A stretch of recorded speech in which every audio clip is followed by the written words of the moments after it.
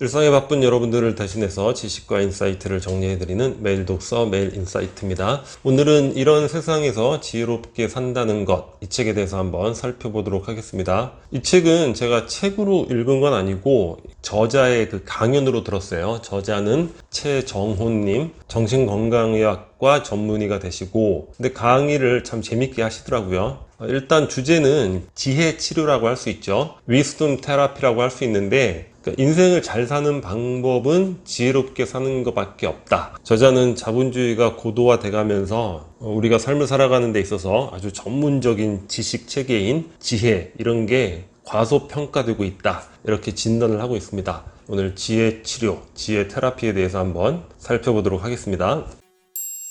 총 7개로 지혜의 속성을 정리를 하고 있는데, 자, 첫 번째가 지식을 이야기하고 있어요. 근데 지식은 그 자체가 지혜가 되는 건 아니지만 지혜의 바탕이 되는 것이고 지혜의 이제 재료가 되는 것이죠.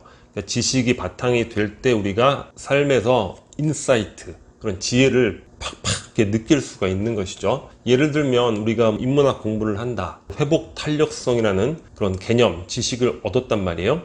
그러면 고통을 맞이했을 때 그런 것들을 극복해내는 능력이 많은 성공한 사람들의 가장 중요한 그런 요소였구나. 스스로가 이제 회복 탄력성에 대한 지혜를 갖고 적용해 볼 수 있는 것이고, 몰입이라는 개념, 그런 지식을 얻었다고 가정을 하면 삶의 행복이라는 게 몰입에 존재하는구나. 그러면 내가 재능이 있고 강점이 있고 이런 부분, 내가 즐거운 부분에 대해서 몰입을 시도해 볼 수 있는 것이죠. 그러한 지혜의 적용이 가능하겠죠. 종교적으로 본다면 불교에서 인생은 고다, 삶이 고통이다, 지식이 되는 것이죠. 그러면 그런 게 없었을 때 아니 왜 이렇게 인생이 힘들지? 나만 이런가? 끝없이 괴로움에 허덕일 텐데 그런 것을 깨달으면서 우리 삶의 어떤 보편성, 그것으로부터 또 내 삶의 치유가 가능할 것이고, 기독교에서 예수의 생애를 우리가 공부하고 알게 된다. 지식이지만 그게 또 지혜가 되는 것이죠. 십자가를 짊어지는 삶, 그러니까 예수를 롤모델로 해서 살아가는 삶을 생각해 볼 수 있는 것이죠. 삶의 본질이 바로 십자가를 짊어지는 것이구나. 괜히 꼼수 부려가지고 고난을 피하려다가, 그러니까 나무 십자가 피하려다가 철 십자가 지는 이런 경우들 많이 보잖아요. 그러니까 여러 독서라든가 강연을 통해서 다방면의 지식을 습득하는 것, 그 자체로 완결은 아니지만 그것이 바로 지혜의 바탕이 된다. 두 번째는 이제 맥락이라는 단어인데, 이거는 굉장히 중요한 단어인 것 같아요. 삶의 여러 부분, 모든 부분에 우리가 반드시 적용해야 될 그런 개념이 아닐까. 이 맥락, 굉장히 중요하게 강조를 드리고 싶습니다. 그러니까 모든 거를 맥락을 통해서 이해를 하라는 거예요. 그러니까 누군가 어떤 행동을 할 때 그 행동 자체가 좋고 나쁘고 그런 게 아니라 그 행동의 맥락이 도대체 무엇인가, 그런 것들을 우리가 파악하고 이해하려고 노력을 해야죠. 우리 자녀가 맨날 반항만 하고 게임만 하고 아니 왜 저런 행동, 나쁜 행동을 하지? 이런 나쁜 놈아, 이럴 것이 아니라 과연 저 아이가 저런 행동을 하는 그 맥락이 무엇일까, 그거를 이제 듣고 진심으로 이해하려고 노력할 때 이제 문제가 해결되는 그런 것들 우리 적용을 해볼 수 있겠죠. 우리 얼마 전에 프레임 공부를 할 때 상황 프레임이라는 얘기 썼었잖아요. 바로 이제 맥락을 이야기하는 거죠. 그 상황에서, 그 맥락 속에서 이러한 행동 결정이 될 수밖에 없었다. 그러니까 그 상황 프레임, 맥락을 이해하게 된다면 우리가 모든 일에 좀 더 관대해질 수 있는 것이고, 또 그 맥락이 운 좋게 잘 됐을 경우에 우리는 턱없이 그 사람을 영웅시하거나 이럴 수도 있는데, 맥락적 이해를 하게 되면 불필요하게 영웅시할 필요는 없는 것이죠. 시대 변화, 이런 것들도 우리가 맥락 속에서 파악을 해볼 수 있는 거예요. 그리고 비즈니스 맥락은 예전에 그 콘텐츠의 미래라는 그 책에서 우리 살펴볼 수 있는데, 그러니까 우리는 콘텐츠가 좋으면 끝이다. 제품의 품질이 좋거나 어떤 서비스의 내용이 좋거나 또는 콘텐츠라는 그 자체, 그것의 품질이 좋거나 이러면은 모든 것이 끝이다, 이렇게 생각을 하는데, 그것이 아니라 그 비즈니스의 맥락을 바라봐야 된다는 거죠. 그러니까 예를 들면 음원 불법 복제로 인해서 음반 산업이 쇠퇴할 때 보완제가 무엇인가, 보완제라는 맥락, 그래서 콘서트를 통해서 수익을 발생시킨다거나, 또는 연결이라는 맥락, 왜 애플 컴퓨터가 성능이 훨씬 좋은데 왜 MS를 쓰는가, MS는 절대 다수의 유저들이 사용을 하고 연결되어 있다는 거예요. 소프트웨어를 얼마든지 복제해서 쓸 수 있는 거죠. 그런 연결 부분, 비즈니스에 있어서도 맥락이 굉장히 중요하다. 그래서 이 맥락이라는 단어 굉장히 좀 강조를 드리고 싶습니다. 세 번째, 상대성이라는 개념인데, 우리가 어떤 생각을 할 때 그것이 막 우주적인 차원에서 아주 보편적인 생각일 거라고 착각을 하는 경우가 많은데, 그거는 단지 우리의 의식으로 바라본 그것도 요만한 나만의 프레임, 창을 통해 바라본 세계일 뿐이라는 거야. 그러면 타인들은 또 어떻죠? 또 타인들 나름대로 자기만의 창을 통해서 이 세계를 바라보는 것이죠. 그러니까 각자의 프레임을 통해서 한정된 세계만을 누구나 바라본다는 거야. 이 세상 그 누구도 뭐 유니버설하게 막 우주적 차원으로 막 절대적 가치가 있는 뭐 그런 사고를 한다거나 그런 거는 있을 수가 없는 얘기죠. 그러니까 삶의 모든 것은 상대적이다. 그런 상대성을 인정하는 것이 지혜에 있어서 굉장히 중요할 것 같습니다. 누군가를 막 굴복시키려고 하고 지배하려고 하고 설득해서 그 사람의 생각을 바꾸려고 하고 절대 바꿔지지 않죠. 가만히 있으면 바꿀 수도 있던 건데 누가 바꾸려고 하면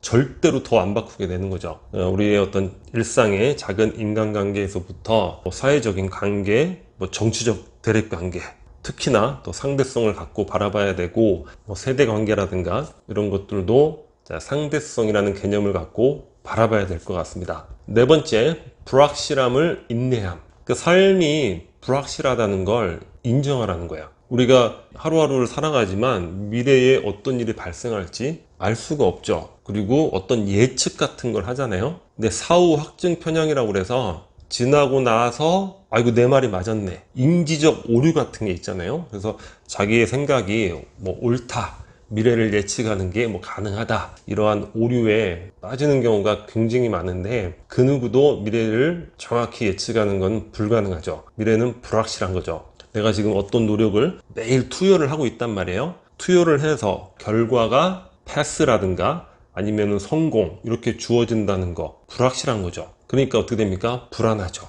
그러면서 쉽게 포기하게 되는 것이고 이런 현상들이 우리 삶에 많이 생기죠. 그래서 우리는 그거를 인내할 수 있어야 된다. 또 이러한 자세가 바로 지혜로운 자세가 아닐까. 특히 불확실함이라는 개념은 최근에 뷰카라는 개념으로 우리 굉장히 많이 인용을 하고 있잖아요. volatile, 변동, uncertain, 불확실, complex, 복잡함, ambiguous, 모호한 이런 것들이 이제 현대사회의 특징이라고 이야기를 하고 있습니다. 다섯 번째는 장기적 안목을 가지라는 거예요. 이제 길게 보라는 거죠. 길게. 꾸준히 하면 모든 것은 달라질 수 있다. 그런 개념으로 이해를 하면 어떨까 싶습니다. 제가 예전에 비즈니스를 할 때 초롱성 같이 보였던 그런 경쟁 회사가 있었단 말이에요. 아니 저 회사를 언제 따라잡을까?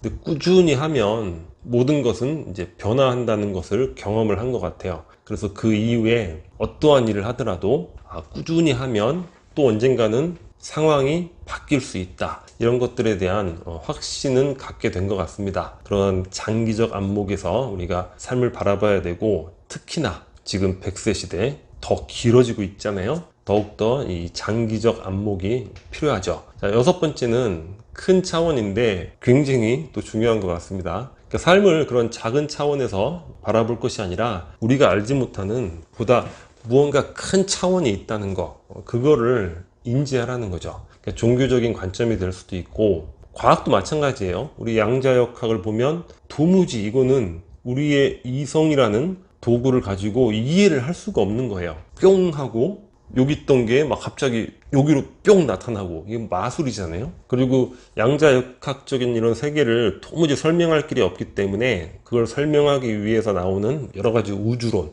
평행우주, 우리 얼마 전에 미드나잇 라이브러리 그 책 보면서 언급을 드렸던 것 같은데 여하튼 뭐가 됐든 간에 이 미지의 세계가 됐건 또는 우리가 도무지 알 수 없는 불가지의 세계가 됐건 우리 차원으로서 이해할 수 없는 그런 큰 차원이 존재를 한다는 거죠. 그러니까 불가사의한 일들 살면서 많이 발생을 하잖아요. 그러니까 이런 큰 차원을 우리가 인지를 할 때 어떤 태도를 가져야 될 것인가, 겸손함을 가져야 되겠죠. 그리고 항상 감사하고 용서하는 마음, 그런 것들을 이런 큰 차원을 인지함으로 인해서 가질 수 있지 않을까, 그런 생각을 해봅니다. 마지막 7번째, 긍정이라고 제목을 붙여봤는데 저자는 공감이라고 말씀을 하셨는데 저는 공감보다는 긍정이 더 나은 것 같아가지고 이렇게 표현을 해봤습니다. 자, 긍정하면 우리는 긍정, 부정 이렇게 해서 긍정이 좋은 것, 좋은 자세, 부정이 뭐 나쁜 건 나쁜 자세, 뭐 이런 식으로 받아들이는 경우가 많은데, 이 긍정이라는 게 그게 아니라 무엇인가를 내가 긍정한다는 거, 수용하고 받아들인다는 거예요. 수용하고 인정을 한다는 거죠. 내가 어떤 존재를 긍정한다, 그 존재를 수용하고 인정한다는 걸 의미를 하는 거죠. 그러니까 삶의 모든 것들을 긍정하고 받아들여야 된다는 거예요. 그리고 이러한 긍정은 바로 책임을 만들 수 있다는 거죠. 그러니까 삶에 있어서 뭐 좋은 일도 있고 나쁜 일도 있고 여러 가지 일들이 있을 수 있지만, 그런 것들을 내 삶의 문제로서 긍정한다는 거, 지혜의 끝판왕이 아닐까, 그런 생각을 갖게 됩니다. 이상 이제 7가지 지혜의 속성에 대해서 말씀을 드렸는데, 우리가 이 세상을 살아가면서 일상에 수많은 일들이 발생을 하잖아요. 그 중에 많은 일들이 우리가 사실 감당하기 불가능한 그런 사건, 사고일 경우도 많죠. 우리 늘 뭐 TV에서만 그런 걸 보는 게 아니라 그런 일들이 우리에게도 생긴단 말이죠. 그럴 때 우리 이런 7가지의 그 지혜의 속성, 지혜를 가질 수 있는 애티튜드, 내용에 대해서 참고를 해보고 그런 방식으로 테라피, 스스로를 지혜로 치료를 해보는 것, 그것이 우리 삶을 가장 잘 살 수 있는 방법이 아닐까. 그러니까 인생을 가장 잘 사는 방법은 지혜롭게 사는 것밖에 없다, 이렇게 정리해 볼 수 있을 것 같습니다. 자, 오늘 영상은 여기서 마치도록 하겠습니다. 여기 캐리커처가 구독 버튼이고요. 구독과 좋아요 많이 부탁드리겠습니다. 감사합니다.